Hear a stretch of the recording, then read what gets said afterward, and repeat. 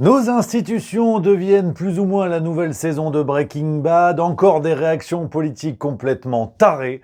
Chers amis, il est l'heure du 170e épisode de La Farce Tranquille. Excusez-vous. En Mais cet homme est 2018, ahurissant. porte-parole du gouvernement. Ce que vous venez de faire, c'est super. Les copines, les copains, très heureux de vous retrouver aujourd'hui. Que du bonheur d'être avec vous pour ce nouvel épisode de La Farce Tranquille, votre émission 100% politique. Vous le savez, tous les mercredis à 18h, c'est le rendez-vous. Un rendez-vous qui visiblement ne plaît pas à YouTube. Voilà.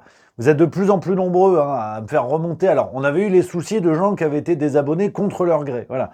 Et maintenant, j'ai des gens qui m'écrivent, qui me disent « Rémi, tiens, tu fais plus de vidéos, je reçois plus les alertes, j'ai plus rien. Si je viens pas sur ta chaîne, je suis pas au courant. » Voilà. Donc apparemment, La Farce Tranquille ne fait pas rire tout le monde. Donc les amis, si vous voulez nous soutenir là plus que jamais, parce que ça devient tendax, n'hésitez pas à cliquer sur la fameuse petite cloche apparemment. Vous connaissez la guinguette, on va tout faire pour le remettre à l'envers. Je compte sur vous pour partager sur les réseaux, pour regarder les vidéos, pour liker, pour partager. Enfin bref, que la famille juste milieu soit plus forte que tout ça. Et on va attaquer comme d'habitude, vous le savez, avec le sondage de la semaine. Et une surprise. Maintenant, ça va chier. La semaine dernière, les amis, la question était simple. Macron va-t-il aller jusqu'en 2027 ? Oui ou non, vous avez été très nombreux à voter, plus de 1000, hein, et oui, 30,08%, donc il y en a qui ont de l'espoir ou pas, ça dépend comment on le prend, et non, 69,92%, résultat intéressant, j'aurais moi-même penché plutôt sur le non, mais on n'est jamais à l'abri d'une surprise. Et cette semaine, les amis, parce que vous vous doutez que l'on va parler de l'affaire Andy Kerbrat, ce député LFI chippé, en train d'acheter de la drogue à Paris à un dealer adolescent, voilà, dans le métro. Mais bon, l'affaire Andy Kerbrat qui succède à l'affaire Laurent Bigorne, qui succède à l'affaire Joël Guerriau, ce sénateur qui avait drogué une collègue députée à son insu pour abuser d'elle. Et rappelez-vous, l'avocat de Joël Guerriau avait dit « Oui, mais s'il prend de la drogue, c'est parce que son chat est mort. » Voilà. Et c'est un chat qu'il a depuis 20 ans avec sa femme et ses 5 enfants. Ils y sont très attachés. Et c'est un chat en fin de vie. D'ailleurs, il est mort quelques heures après. Il est mort mardi matin. Voilà, tout ça n'est pas une blague, mais ce qu'il en résulte, c'est que notre vie politique devient un incroyable lupanar où tout le monde est drogué jusqu'à la moelle. Donc, l'idée de juste milieu, une fois de plus, pour les emmerder un petit peu, l'idée, elle est simple comme bonjour.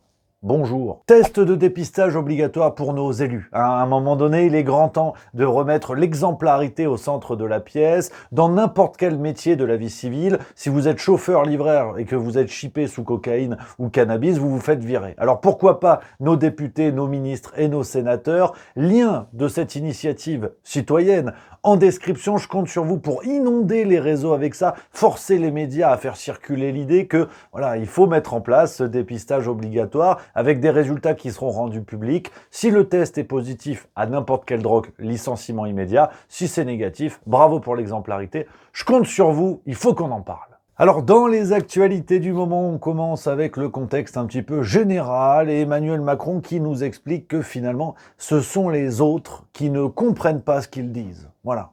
Devant des propos que j'aurais tenus sans se poser la question de savoir ce qu'il disait et ce que j'aurais exactement dit. Et je crois que je dis suffisamment sur la situation au Proche-Orient pour ne pas avoir besoin de ventriloque.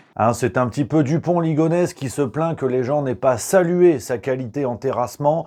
Macron a fait une conférence de presse le 17 octobre, il a dit « Il y a un manque de professionnalisme des ministres, des journalistes, des commentaires. Je n'ai pas besoin de ventriloque. » Parce qu'en fait, il y a des trucs qui fuitent. Alors, pas Brigitte, non, les déclarations d'Emmanuel Macron, et il y a des trucs qui fuitent dans la presse, et lui, il a dit non, mais ce qui fuite, c'est pas sérieux, c'est pas vrai et tout. Alors, parce que de toute façon, fuite ou pas fuite, tout le monde se dit, de toute façon, Macron, c'est n'importe quoi. C'est le en même temps, voilà. Depuis 2017, on te dit, le en même temps, c'est l'art, comme ça, de prendre son public à revers. Non.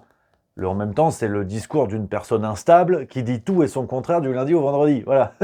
Et aujourd'hui, on est en train de découvrir que c'est n'importe quoi, voilà. Et lui, il te le dit, je n'ai pas besoin de ventriloque. Il arrive très bien à dire de la merde tout seul. En parlant de tout seul, on a Manuel Valls qui était sur LCI le 21 octobre.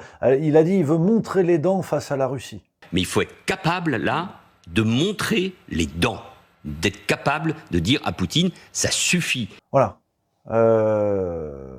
Il a dit ça, puis il a aussi apparemment évoqué l'envoi de troupes au sol en Russie. Ça peut passer d'une manière ou d'une autre par un soutien, y compris par des hommes au sol. Il faut toujours regarder ça, parce que nous passerions à un autre stade. Mais enfin... Manuel Valls, bon, au-delà de cette veste de costume atroce, si vous voulez, mais le sujet n'est pas là. Je ne suis pas Christina Cordula. Au-delà de cette mèche de Manuel Valls qui tend petit à petit à aller de plus en plus comme ça collée sur le front, une question s'impose. Vous êtes qui, en fait ? Voilà, non mais il a plus aucun mandat, il s'est fait lourder en France, en Espagne, peut-être même sur Saturne si on cherche un peu, et le mec est invité dans les médias pour donner son avis. Mais l'avis de Manuel Valls en géopolitique, c'est comme les conseils de Mère Teresa en levrette. C'est pas indispensable. En tout cas, je profite de cette vidéo pour demander officiellement à Manuel Valls de faire la première partie de mon futur spectacle Zinzin. Ce sera à Nice le 7 novembre, les amis. On continue de se régaler. Je reviens de Pau, c'était complet, plus de 300 personnes. Je reviens de Saint-Étienne, 2 dates, le samedi dimanche. C'était complet, on s'est régalé. Maintenant, rendez-vous à Nice, les amis. Une jolie salle de 256 places au Théâtre de la Cité. On va se fendre la gueule. On a déjà vendu plus de la moitié des places. Ça va être complètement dingue parce que on se fout de leur gueule et surtout on est ensemble. Je compte sur vous, lien en description. Ah, si vous voulez, sur le cercueil du Parti Socialiste, Anne Hidalgo, c'est la gerbe. Bonsoir à tous et bienvenue pour cette édition 2035 de l'Eurovision.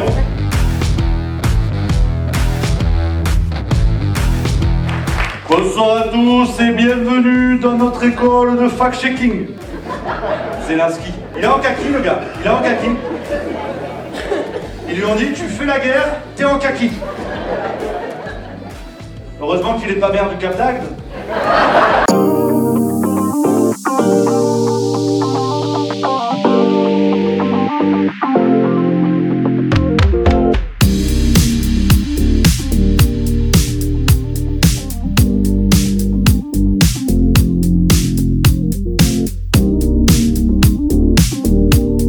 Les débats autour du budget 2025 débutent à l'Assemblée nationale et pour vous dire à quel point on est vraiment au fond du plat à quiche, Yael Braun-Pivet a découvert que ses collègues de La République En Marche ont des pompes à vélo. Ouais.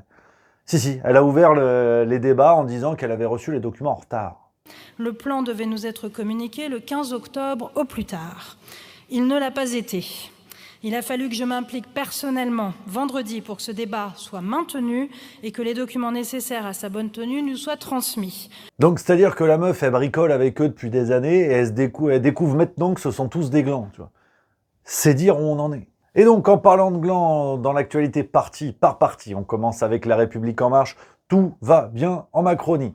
Peter Pan, alias Gabriel Attal, s'est fait lourder, mais il en a encore sous la pédale. C'est-à-dire qu'il brigue maintenant la tête du parti. La République En Marche, Renaissance, fous-moi tout dans l'arrière-train, enfin je sais plus quel est le nom. Mais en tout cas, Attal, il a des idées. Dans Gala du 21 octobre, on a appris que Gabriel Attal veut renommer le parti, s'il en devient le président, Génération Avenir. Voilà. Et son idée, je cite, c'est pour sortir de la marque Macron.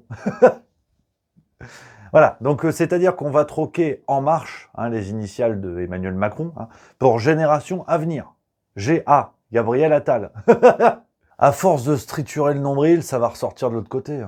Du côté du nouveau Front Populaire, alors évidemment, la lente déliquescence continue et on a eu droit à un nouvel épisode du Casse-Tête Gate. Alors bon, je mets un mot anglais, mais c'est vrai que c'est aussi passionnant que les dernières saisons de Derrick. Oui, je vous donne le contexte. Il y a des élections législatives partielles qui vont avoir lieu dans la première circonscription d'Isère. Parce qu'il y avait un député LFI qui s'appelle Hugo Prévost, qui a démissionné parce qu'il a été coupable de violences sexuelles. Bon, du côté de la France Insoumise, on appelle ça un mardi matin. Alors Mélenchon, il était OK pour que Lucie Castet soit candidate, si et seulement si elle siégeait avec la France Insoumise une fois élue. Voilà. Alors bon, c'est parti en bible parce que Lucie Castet, finalement, elle a renoncé. On ne sait pas pourquoi. Elle a dit « Je n'y vais pas, je considère que les conditions de ma candidature n'ont pas été réunies. » Je pense qu'elle considère surtout qu'elle allait prendre une branlée. Parce que, en fait, Lucie Castet, personne ne sait ce que c'est. Si vous voulez, c'est un godemiché chez Toys R Us, Lucie Castet. Il est sur l'étagère, mais c'est pas ça que t'offres à Noël. Bon ça continue. Du côté de la France Insoumise, encore une très belle semaine et on commence avec Carlos Martins Bilongo. A-t-il dévoilé le poteau rose? Alors là, je m'interroge parce que sur BFM TV le 20 octobre, l'ami Carlos, il a dit mélanger des personnes de différentes nationalités dans un même centre, la disposition est inhumaine. Mais juste la disposition, déjà, elle est inhumaine.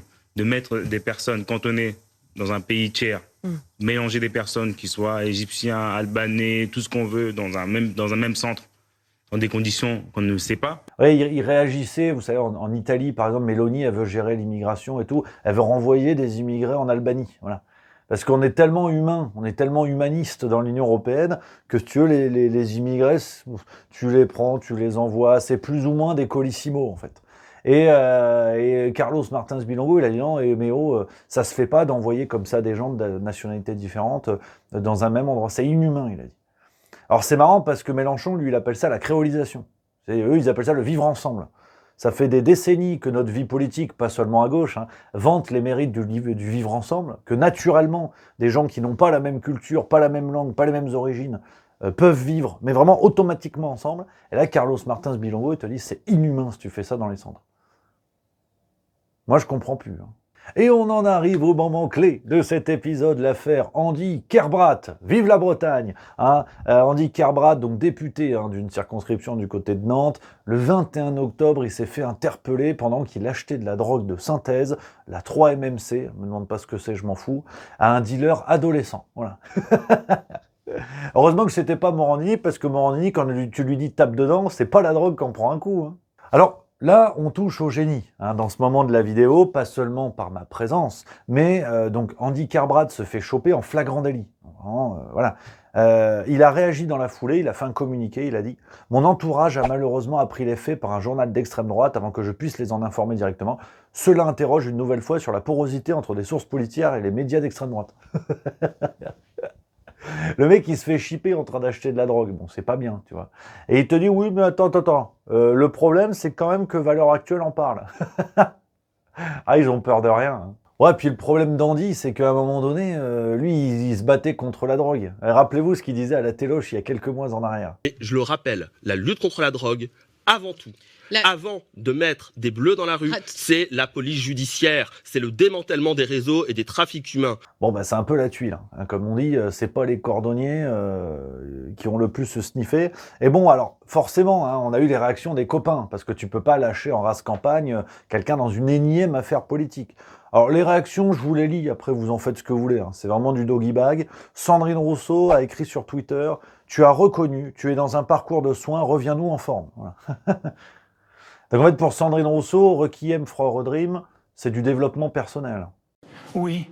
Mathilde Panot, de son côté, a évoqué sa volonté de voir Andy Kerbrat, je cite, revenir rapidement au travail parlementaire. Avant, la France Insoumise, tu vois, il y avait des bancs avec des parlementaires. Aujourd'hui, c'est la saison 4 de Faites entrer l'accusé. C'est extraordinaire. Et puis sinon, Mélenchon, qui a dit, il a reconnu le fait et présenté des excuses. Voilà.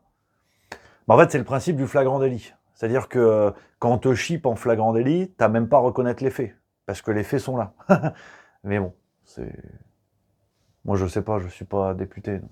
Et alors, du coup, ce qui est intéressant du côté du NFP, on va dire ça par facilité de langage, c'est que on ne meurt jamais tout seul. Si tu veux, le nouveau Front Populaire, c'est un Titanic qui irait volontairement percuter un autre paquebot, histoire de pas crever tout seul.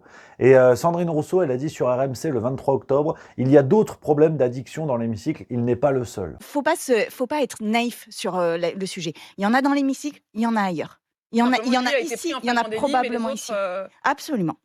T'as également Mélanie Vogel, sénatrice Europe Écologie Les Verts, elle a dit ceci à la téloche. Bien sûr, mais je peux vous dire que Bruno Retailleau va certainement découvrir que la consommation de drogue, dans son gouvernement, il y en a aussi. Et moi, je constate... Vous avez des informations? Mais c'est... Comme disait là, monsieur... vous portez des accusations très graves. Vous dites que dans le gouvernement de Barnier, il y a des gens qui consomment de la drogue. Je dis juste que les politiques ne sont pas extérieurs à la société. Loin de moi l'idée de dire que c'est faux. Évidemment qu'il y a beaucoup trop de drogue dans toutes les strates de notre vie politique. C'est l'initiative de la pétition dont je vous parlais en début de vidéo.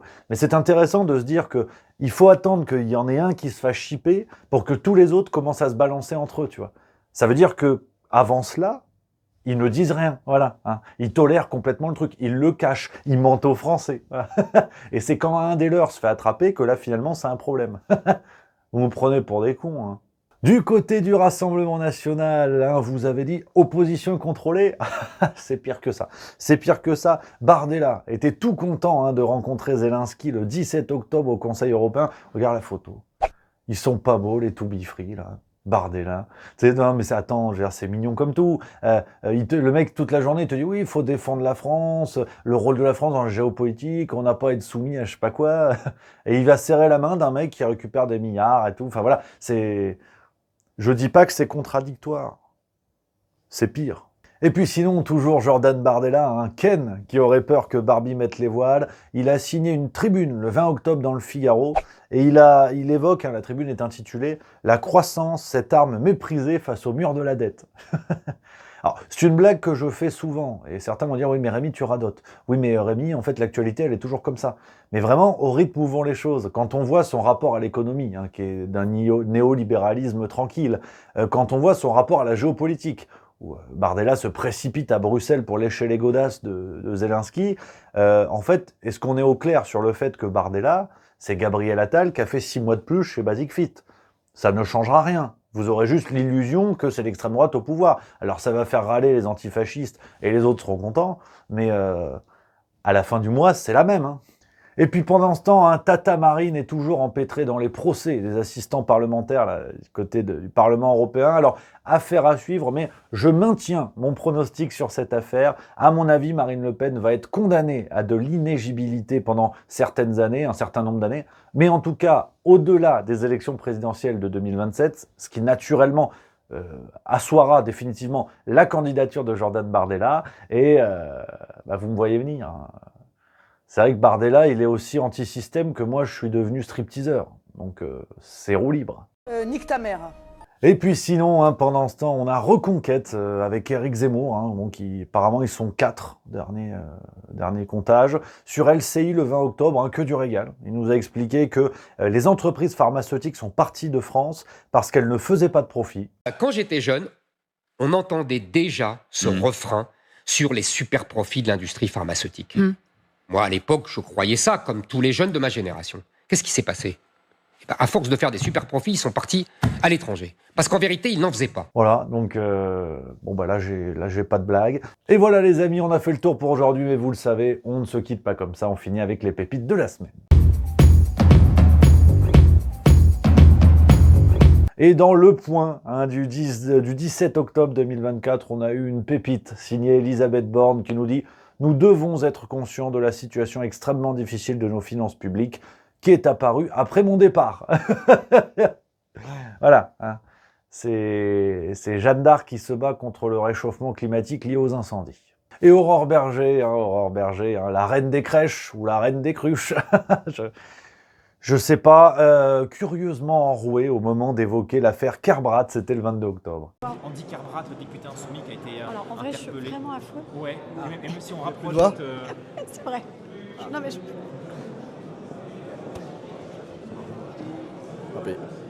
Voilà, les amis, on arrive au bout de cet épisode de La Farce Tranquille. J'espère que vous avez passé un bon moment. N'hésitez pas à découvrir les précédentes vidéos de Juste Milieu. Vous pouvez également vous abonner. Et nous, on va se retrouver très bientôt pour de nouvelles blagues. À très vite.